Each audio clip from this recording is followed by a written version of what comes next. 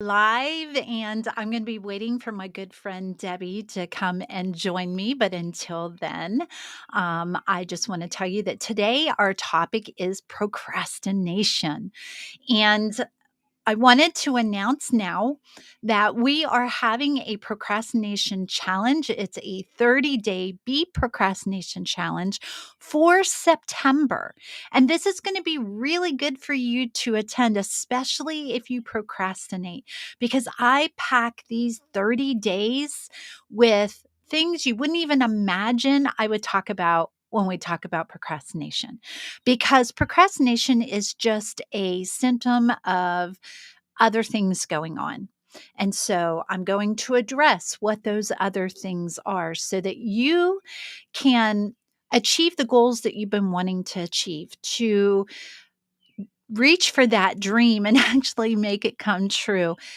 Even if it's things like you want to get your house in better order, or your garage is a mess and you need to get it cleaned up, or your office is a crazy mess and it's not organized, or you can't seem to get it done. So, we're going to talk about priorities. We're going to talk about all the different things that get in the way of you being able to achieve those goals and those things that you have for your life. Because you know what? You deserve to be successful. You deserve to have these things that you've been wanting to get done, to have them done. So make sure that you look for the link to be a part of the 30-day challenge. And what's great about this challenge is that you do not have to be there live when I'm live every time.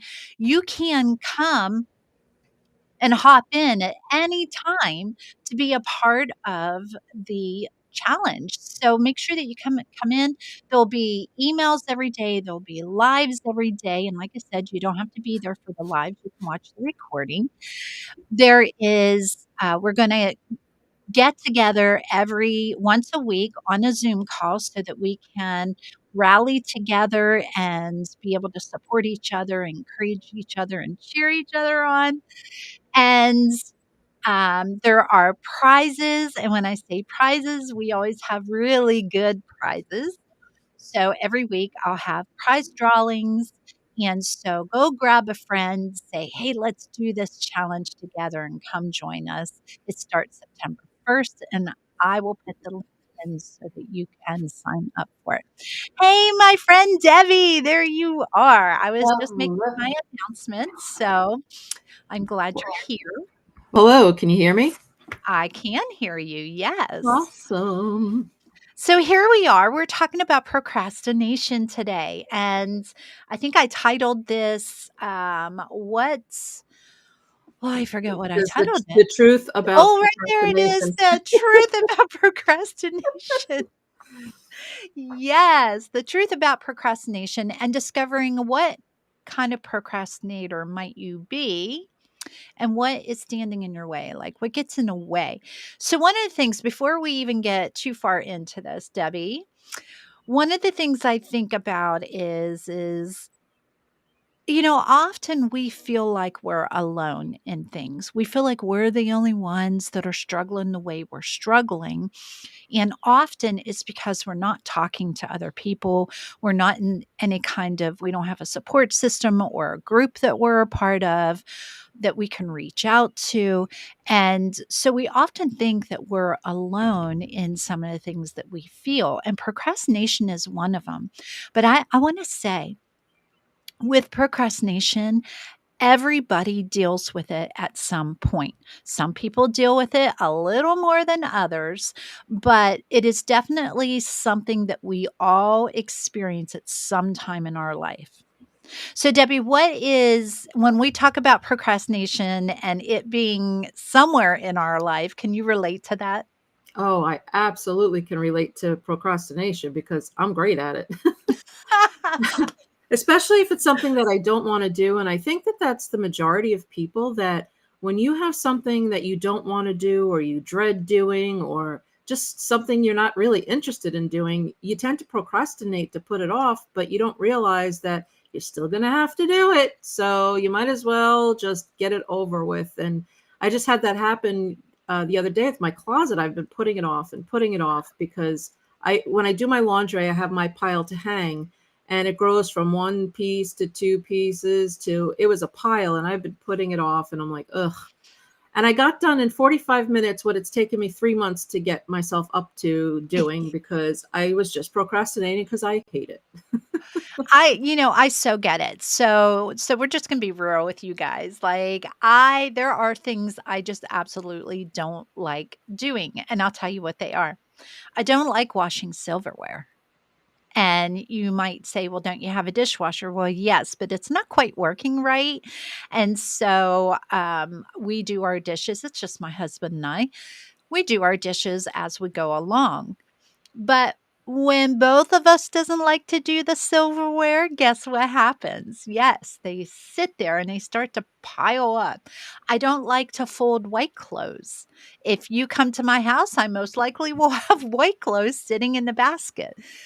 They are just things that I just don't really enjoy doing, and so they end up being at the bottom of my priority list.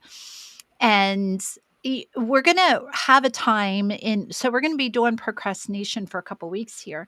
And one of the things that we are going to talk about is the difference between laziness and procrastination. We won't talk about it today, but it is something that I think people struggle with because they think that they're lazy because they keep putting these things off, when in fact, there is a big difference between procrastination and being lazy. So we'll talk about that this week. But today, what I really want to talk about is there's actually some ways to look at what kind of procrastinator are you? And this gets interesting because if you can identify where in your life you procrastinate, like Debbie and I just gave you some areas that we do, if you can identify where you procrastinate, why you procrastinate, and if you're someone who procrastinates on everything, then you really want to listen to what we have to say in the next couple weeks. Definitely be a part of the challenge because you're going to learn a lot about yourself and you're going to learn a lot about procrastination that you don't even know is a part of it. So, Debbie, I just wanted to ask you because you were in the challenge. What did you think of it?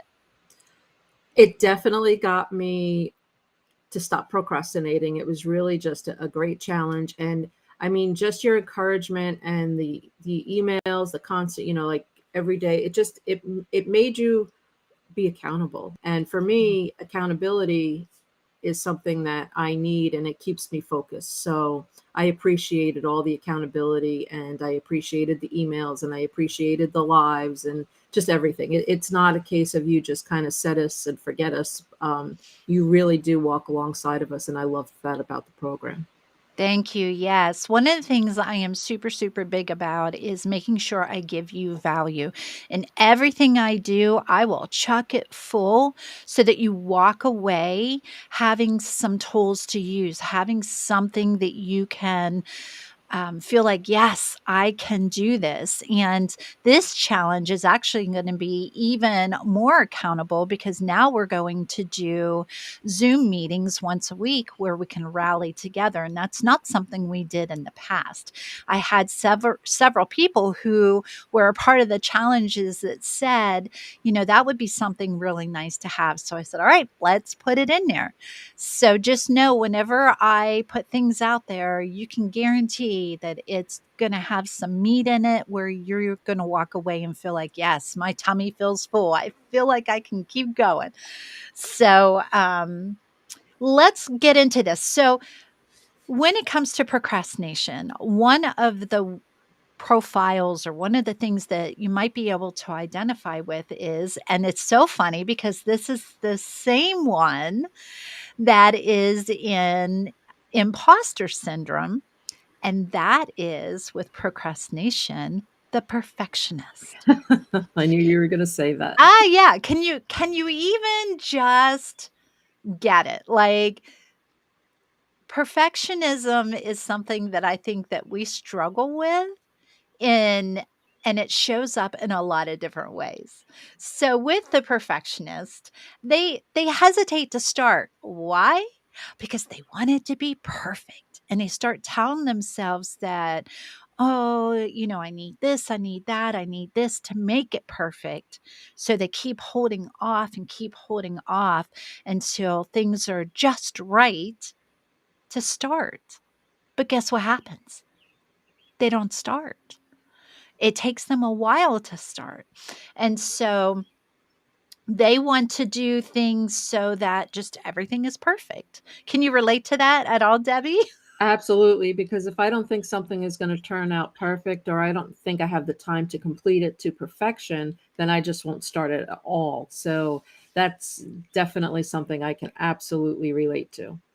Yes, perfectionism is something that I still have to keep in check in my life because I can try to get things a certain way or try to do things a certain way. And it is true with perfectionism, if you are trying to be perfect in whatever you're doing, it will slow you down or keep you from doing it, and then you're gonna miss out.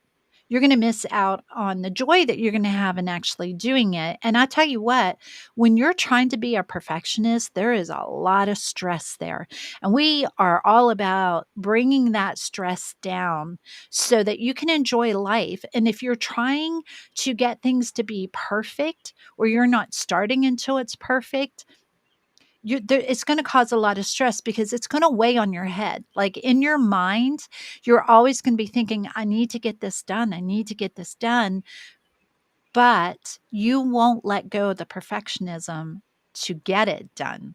So you actually need to ease up and start telling yourself, because perfectionism is all about your mind, and you gotta start telling yourself, "It doesn't need to be perfect.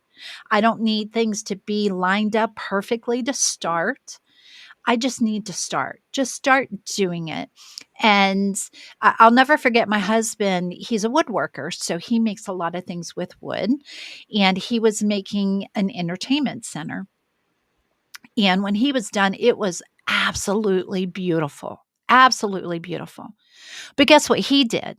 He saw all the imperfections, how it wasn't perfect. Anybody else would have looked at it and never even seen what he was talking about.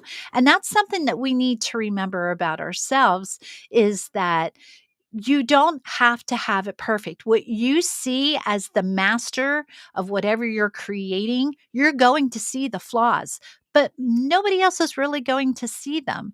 So you do, and you create and you be, so that you can enjoy it and other people can enjoy it. And eventually you'll stop looking at those imperfections. You'll just learn that to overlook them, and it's not a big deal. So don't let perfectionism get in your way. And I just Right. want to add that I'm learning to embrace the done is better than perfect, because that Oh, is something, at least it's done. Might not be perfect and up to my standards, but done is done. yes. Done is done and it's done. And then you can check it off your list. Mhm. And then a lot of times we can feel really good about it because it's done. Yes. Yeah, I have many projects that I saw through to the very end. I didn't quit in the middle, and trust me, there were a few that I really wanted to quit in the middle, and I didn't. I kept pushing myself, and then once I did, I was so glad that I did, because the finished product is amazing and people are enjoying it and I'm able to share it. So I'm really glad I didn't allow that to stop me. So then there's the dreamer. The dreamer likes to sit and think about things being done, and they fantasize about it, but guess what? They never do it. They spend so much time in their head. In their head, it's done, but in actuality, it's not. And it's because they spend so much time just dreaming about it. Debbie, are you a daydreamer at all? Oh my goodness. If I could accomplish what I've accomplished in my dreams, oh, the things that would have been done, I mean, I accomplish way more in my brain and in my dreams than I actually do accomplish. So, yes, I could totally relate to the dreamer. I can relate to the dreamer because I I like to dream about all the details. And the nice thing about me is I don't let it just be a dream. I am a doer. I'm pretty good at doing. Sometimes finishing is hard for me. I need to push sometimes harder to finish, but I do like to do the dreaming part. And as a natural encourager, when I dream about doing something, I'm not just dreaming about the details and all the little things about it. I'm dreaming about how it's going to encourage somebody else, how much they're going to enjoy it. I'm dreaming about what they're going to leave with and just all of the aspects of it. I love being a dreamer, but it is true that if you stay just a dreamer, things don't get done. So it's okay to dream. I'm not telling you not to dream. Just make sure you're a doer too. Be a dreamer that does, not a dreamer that doesn't. So the next one is the warrior, the one that worries about things. And because they worry about things, they don't get anything done. It holds them back and they keep putting off because what if? That's the big one. If you hear yourself say, what if, you might want to take a second look at what are you worrying about? What is standing in your way? What is your fears? And address those fears. And here's what I'm going to say. You might have fear, but push past it. Don't allow that fear to stop you from reaching your goals and your dreams and the things that you need to get done or want to get done. That fear might show up and acknowledge the fear and then push through it and allow yourself to do those things that you really want to do. Fear does not have to stop you. Debbie, have Yes, you?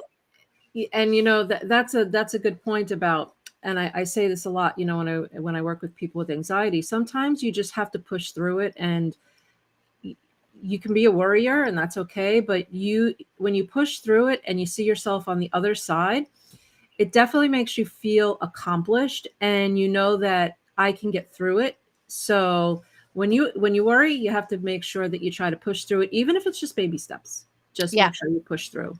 yeah, absolutely. You can be overly cautious. And it is okay to be cautious about some things, but you can be overly cautious. And what causes that? What causes you to be overly cautious? Well, there's a lot of things that can do that. Maybe you experienced something that caused a lot of fear in your life. And so when you try to do certain things, you get triggered. Or maybe you have made past mistakes and you're afraid to make another mistake. That's real. It is real. But again, we've talked about this before that you have to allow your mistakes to make you stronger and to say, okay, well, just don't do it that way, do it a different way. But what you do have to realize is just because things happened in the past doesn't mean that they'll happen now.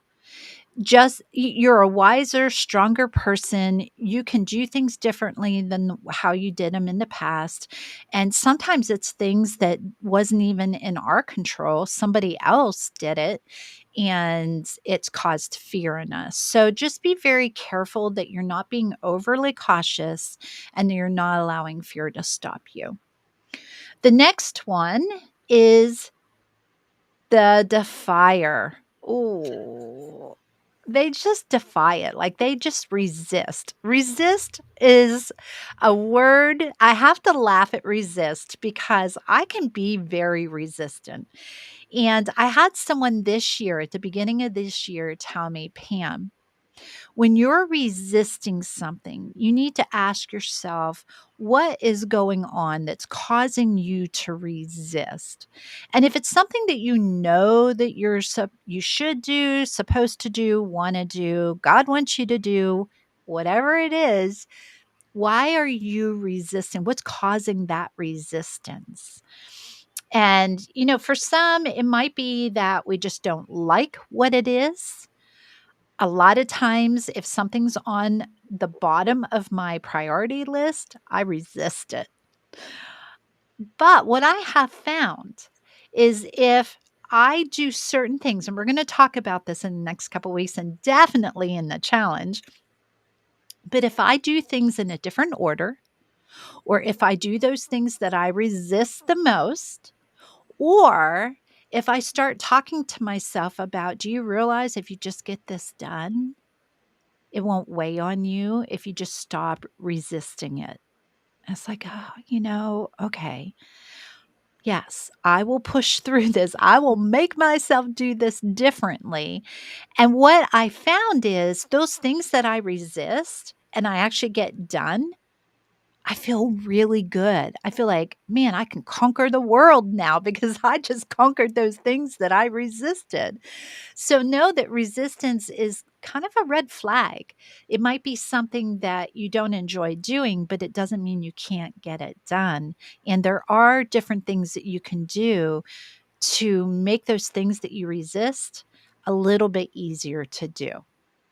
What Right. about you, Debbie? Do you Yeah. do you resist at all? Oh, yes, especially if I feel like somebody's telling me I have to do something. Oh, No, I don't.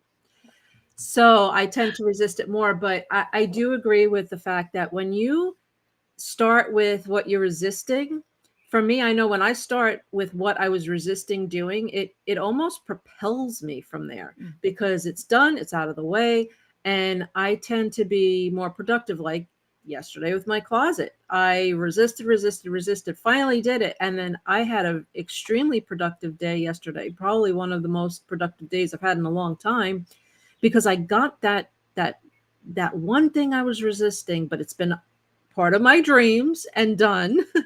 I got it out of the way, and from there, it just was like, okay, the rest of the day is going to be easy, and it was. It's so here's a little secret about me. I can be what's the word I want? I can be stubborn or I can be determined. And I've learned a lot about this throughout the years. I feel like God really has spoke to my heart about this.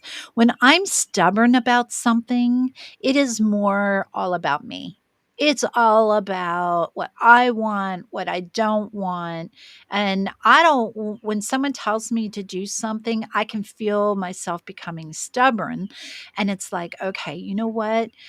That is not a quality that will help me be who I'm supposed to be, who I was created to be. But what I've learned is determination is something that actually God uses, and you can get things done when you're determined because it's not so much about you.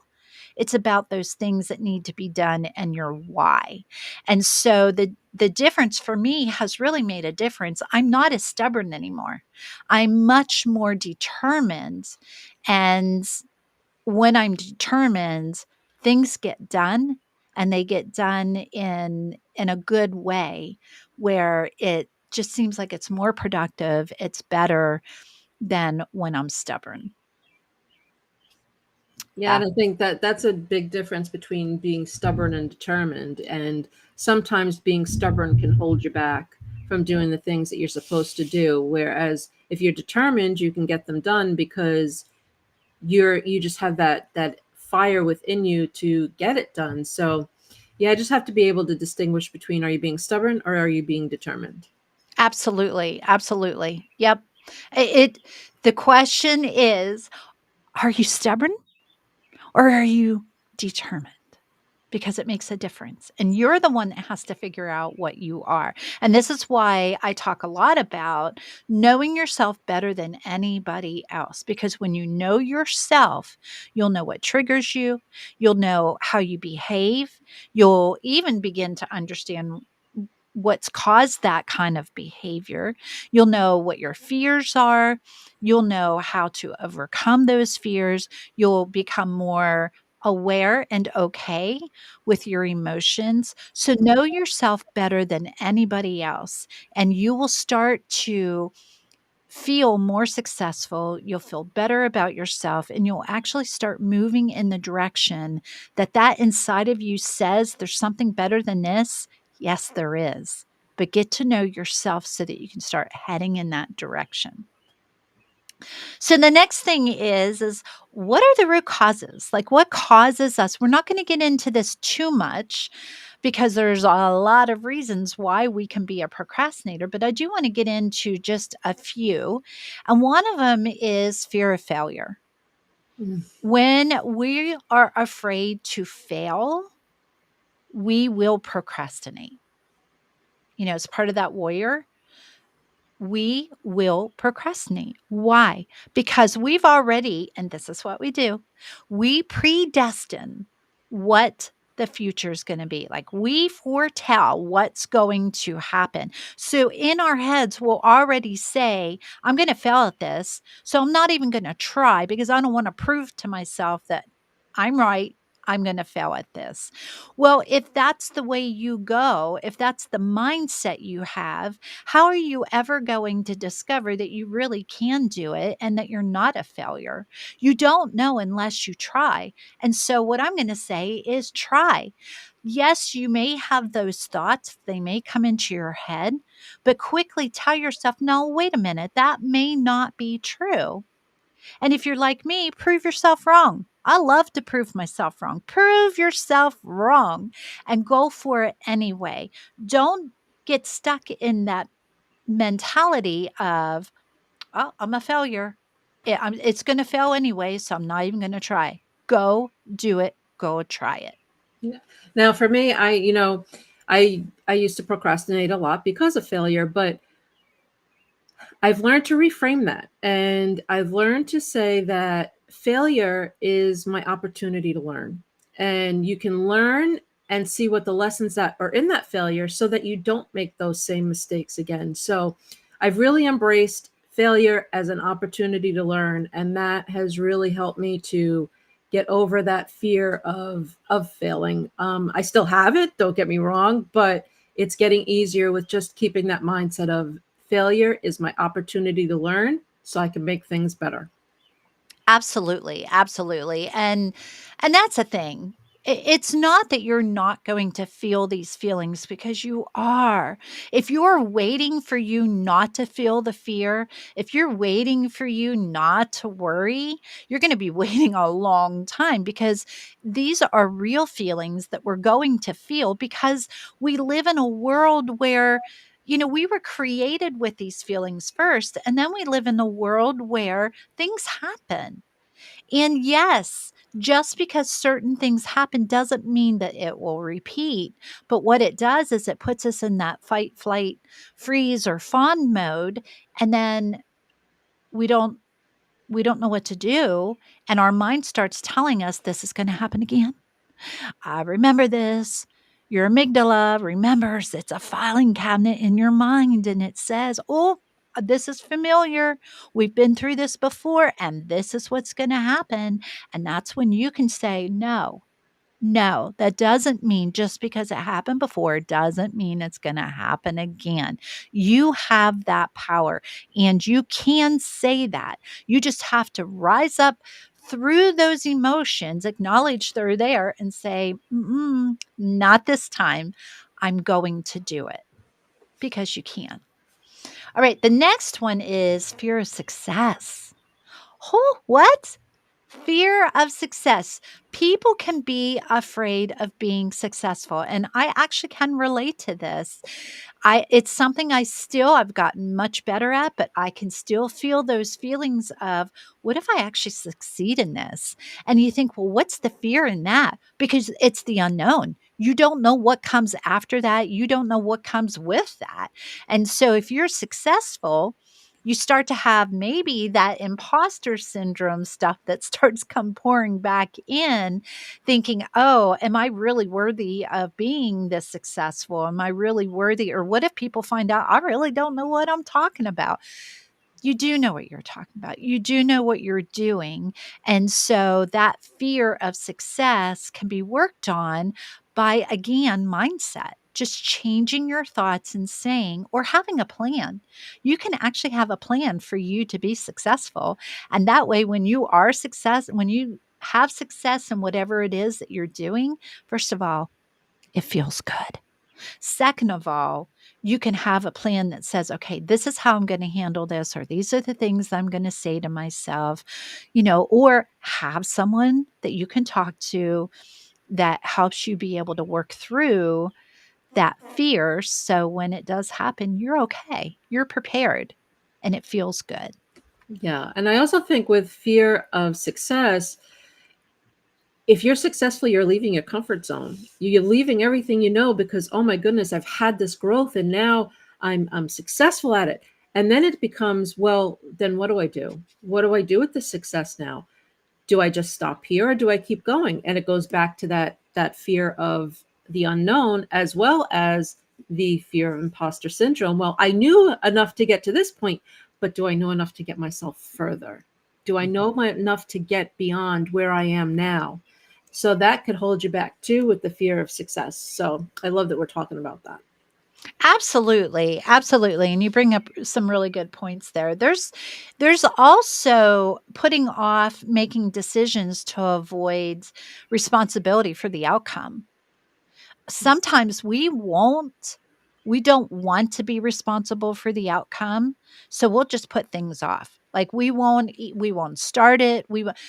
A good example of this would be, maybe you have a situation with somebody and you need to confront them, and you've been putting it off because you don't want to be responsible for them getting angry or being upset. If you're what I call a mercy, a person that cares about others people's feelings, you feel other people's feelings, most of the time you don't want to have a confrontation with Mhm. someone because you don't want to be responsible for them feeling hurt.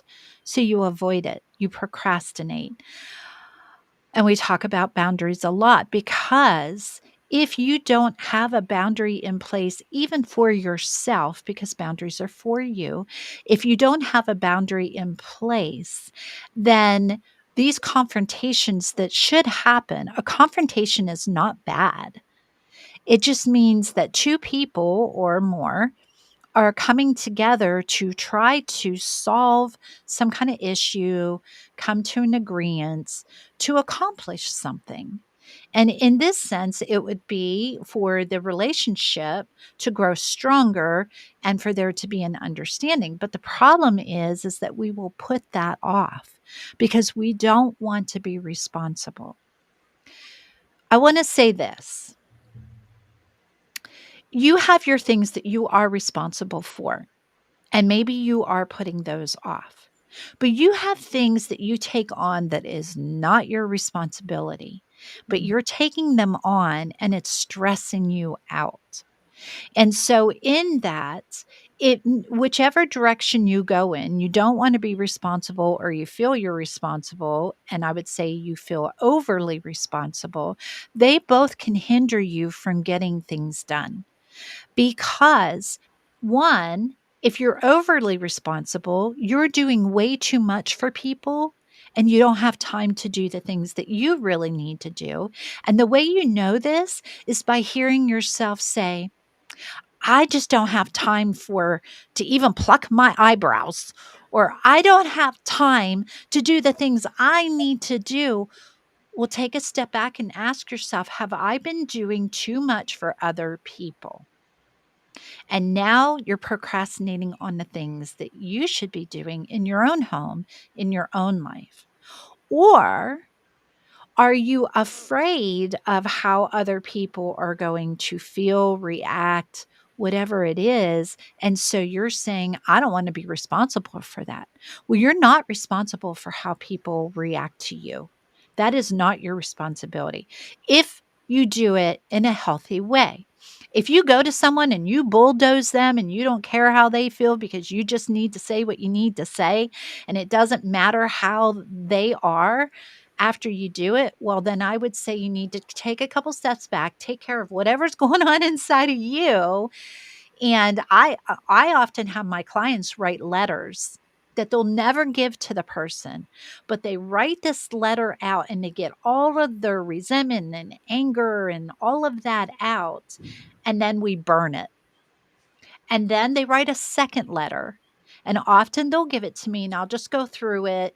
And if there's still a lot of anger and resentment, then we may crumble it up and burn it and do a third one. And usually by the third one, they're ready. It's a good letter that they can use either to give the person or just to rehearse in their mind so that when they're with that person, they can actually say things in a healthy way and they don't have to feel responsible. They don't have to feel responsible. So it is definitely something that we need to be careful of. How much responsibility do we take on that's ours? And how much or that is not how much responsibility do we take that's not ours? And then how much responsibility should we be taking that really is ours and we're just not doing it or throwing it on other people? Yeah, and I think sometimes too, you do things for other people almost as a way of avoiding what you have to do for yourself. And it's another way to procrastinate. Oh, I have to do this, I have to do that. And you aren't taking the time for yourself. And you need to. You need to take the time for yourself and to do the things that you need to do, because at the end of the day, if they don't get done, they're still going to be waiting. That's not going to change. Mm. And it's going to be weighing on your mind. Well, I didn't get this done. Well, you didn't get it done because you were too busy doing other things. And it's okay to have healthy boundaries and say no when you need to say no and say yes when you need to say yes. And I love that, Pam always says my yes is my yes and my no is my no. And it's so true. Your yes is your yes and your no is your no. And people will understand. Yeah, that's something that I had to cultivate early on. Early on, I had to cultivate my yes be yes and my no be no. If I say yes to someone, then I better make sure that I'm going to do it. If I say no, then I better make sure I don't do it, because integrity is very, very important to me. And the people that I'm around, I like to surround myself with people who have integrity. And this is why, because I want to be able to count on them. I want them to know they can count on me, but that I can also count on them. And if I am making sure that my yes is yes and my no is no, they will mirror that. They will be able to see, you know what, she really does do what she says she's going to do. And so, therefore, I want to make sure I do what I say I'm going to do, because we are an example for other people. And it is important who you surround yourself with and how much integrity or how much core values do they have that you want or that you have in your own life. Very important. All right. So where I want to go now is, do you realize that procrastination isn't always a bad thing? What? Say that again. Procrastination is not always a bad thing. And you might be thinking, well, how's that? Well, when you procrastinate, if you never procrastinate, are you ever going to learn what things are not important to you and what things are important to you? Probably not. So when you procrastinate, it's actually can be a good thing, because it can be a warning sign. It can be a hello, are you paying attention here type thing, where you see, oh, I really just don't like to do these things. And that's why I'm procrastinating with it. And then when you're aware, guess what you can do? You can change it. You can change things. You may never like those things. I'm not asking you to ever like them, but you can change how you approach them. So, Debbie, have you ever saw procrastination as a good thing? Yes, I have. And, there's been a few instances where I've procrastinated and I realized that the procrastination actually prevented me from making a mistake, if that makes sense. Oh, So, yes. but I have to understand, why am I procrastinating, to know, is it just because I don't want to do it, or is it something that I'm just feeling? And a lot of times, if it's something I just don't want to do, then it's a different feeling. But if I have that feeling of, wait a minute, just wait, then I will procrastinate a little longer, because I know that there's a reason why I am waiting, and I will make sure that I do that And then I realize, okay, so this is why I was supposed to procrastinate. You bring up a really good point, and that was my point too, is that the reason procrastination can be good is that it can slow you down to think. Some people are very impulsive. They just do very quickly without ever thinking, and the consequences come later, and they're thinking, "Oh my goodness, look what's happening. How is this happening to me?" Well, it was because they were impulsive and they didn't take time to think about what the consequences are going to be. So, when you procrastinate, it actually can give you time to think about, okay, what is the impact going to be? How much is this going to affect me, affect other people? Is this even a good thing to do? So, yes, that is something that procrastination can do, and it can be a good thing. It can help you be able to. We talk about the power of the pause. We like the power of the pause because when we pause, we will respond instead of react. And that's what we need. We need to be able to respond instead of react. I used to react to all kinds of things, and it was because I didn't pause. I didn't take time out to think about, okay, what is going on here? Maybe what is that person going through? What's going on with them? Or what's really going on with me? What am I feeling right now? What's going on in my head? Because, our mind rules our emotions and our emotions rule our behavior. And so if we can pause, then we can actually assess what's really going on. And that helps us to be able to respond instead of react and then have all that shame from reacting and blowing things up or things becoming in a way that we didn't want. Mm-hmm. And we can just be able to pause, think about it, and then go do. Yeah, and there's just so much power in pausing. And you learn that taking that time does give you clarity so that are you not are you going to respond, but maybe it is you're not going to respond, but it Mhm. gives you that clarity to at least come from a place of not wanting to maybe repeat the same mistakes or maybe not go in the direction you were supposed to go or you thought you were supposed to go. So there's a lot of power in pausing. The thing about it too is that it actually reduces regret. How many times have you done something that later you regretted it? You said something that hurt somebody and you really felt it strong and you said it like you couldn't, it was almost like you couldn't shut your mouth up, right?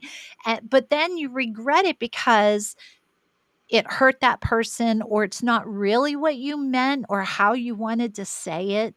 And so if you can pause, it actually reduces the regrets. And when you reduce the regrets, guess what happens?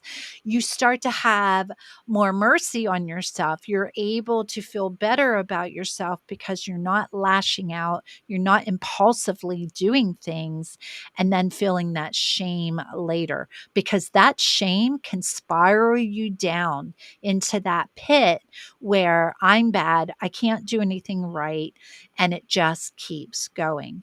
So if you can take a little time and pause, it'll help with the regrets. Yes, and a lot of times when we say words, we can't take them back. Words cannot be unheard. It's just like some things can't be unseen, words cannot be unheard. So you definitely want to be careful in what you're saying and how you're responding because you don't want it to come from a place of anger or just your own internal struggles. You want to come from a clear mind. So true. Our words can either be like honey or they can be like a stabbing knife. Hmm. And we get to choose what words we're going to use with people.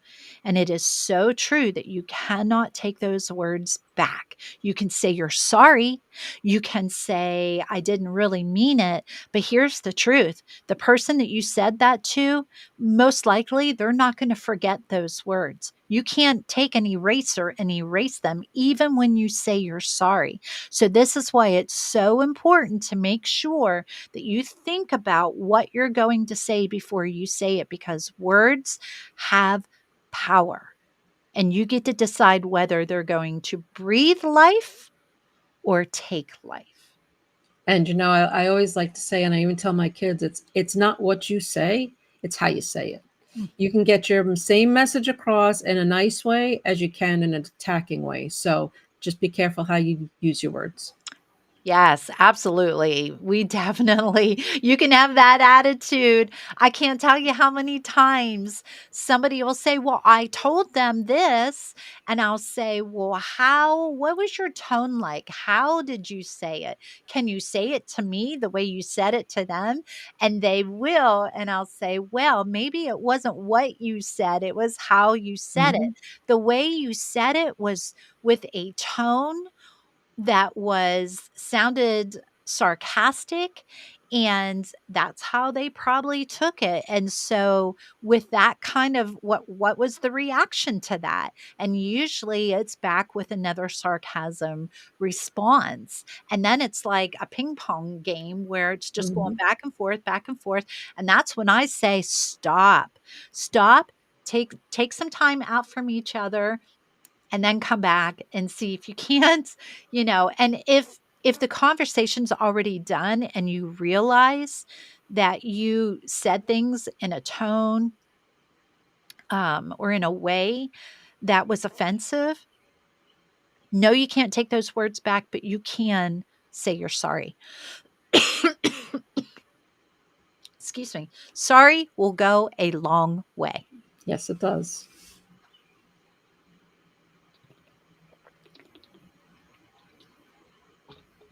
Okay.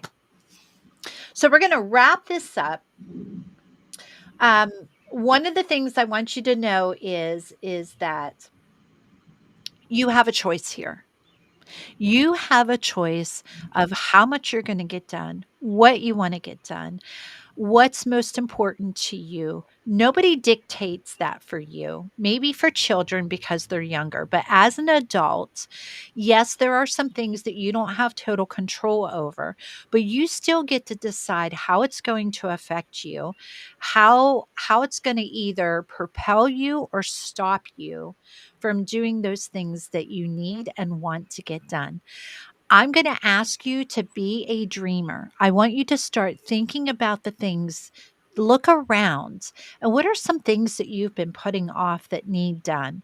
Or what are some things that we just had a conversation the other day that one of the ladies realized that she hasn't been doing anything that's been fun for her, like a craft or for her to be creative. She had a lot of hobbies in the past, and then she became a mom, and then she had to work and try to provide for her family, and she began to realize, and maybe you can relate to this, that you've put your hobbies aside. Well, you can pick those hobbies back up. The deal is we do those things that are important to us. There's a priority that we can have. And we need to make sure that we are doing things that we enjoy doing, or else life is going to get very difficult for you because you're not going to have any self care. You're not going to be doing anything that you enjoy. And so you're going to feel like life is just a big humdrum. Here I am. And it doesn't have to be that way. So I'm going to ask that you start looking at first what priorities need to be in place, but make sure you're on that list and not at the bottom. Put yourself somewhere up high so that you make sure that you are taking care of yourself, that you are doing things that you enjoy, that you have these hobbies that you enjoy. And I know when you have kids and you have a job and you're taking care of your home, it's hard to make time for that. but you get to choose to do that. Nobody else is going to choose it for you. So take time to do those things. And I've worked into like my self-care is doing some of the hobbies that I love so that I'm kind of taking care of two birds with one stone, as they say. But I also find for me, self care and spending the time doing hobbies or just things that I like is relaxing and it gets me back into, a good mindset. So I've had to learn how to incorporate it into my self care, which it's goes hand in hand. Yeah, that mindset is a big thing, and whatever you do or don't do can change your mindset, which will then change your mood, which then will change how you are with other people. And I don't know about you, but I care about the people who are around me, and I want to treat them in ways that they deserve to be treated, with love, with kindness. And I don't like whenever I become sharp, short, degrading. I don't like that. And so the best way that I know not to allow that to happen is with self-care, is making sure that I am doing things that are important to keep my mindset in a place that's more positive, that is, I have to do a lot of, when I talk about self-care, I'm not just talking about fun baths and fun things. I also, part of self-care for me is the mental stuff, is making sure that I'm doing the talking that I need to do and the affirmations, the Bible readings, the spiritual self-care that I need to do. Honestly, for me, and this is for me, I can tell a difference when I start my day out reading scripture, praying, and doing some self reflecting with God. My day goes so much different in a more positive way. I'm more upbeat, I'm more positive, and then those around me end up being more upbeat and positive than the days where I just scurry on to my day hurrying, I gotta get this done, gotta get that done, and I didn't really take care of me and my relationship with God. Those days do not go as smoothly because my attitude isn't right. And so for me, it's important for me to start my day out with certain things. And maybe that's not your cup of tea. Maybe there's something else you like to do that you know works for you in the morning. Make sure you do those things. Take, if you have to get up a little bit earlier. Or here's the deal, and I talk about this in the challenge. Maybe you're not a morning person. Maybe you're a night person. So do those things at night then. I'm not one of those ones that say, okay, you got to fit into my little cookie mold here. No, everybody's different. So if you are a night person, do those things at night. I met someone that said, well, I'm actually an afternoon person. Then do it in the afternoon, whatever your time zone is within yourself. But again, you got to know yourself to know this. That's when you take care of yourself so that you can be good for other people. And I think with anything, like the suggestions that are made, you as an individual have to decide what's going to work for you.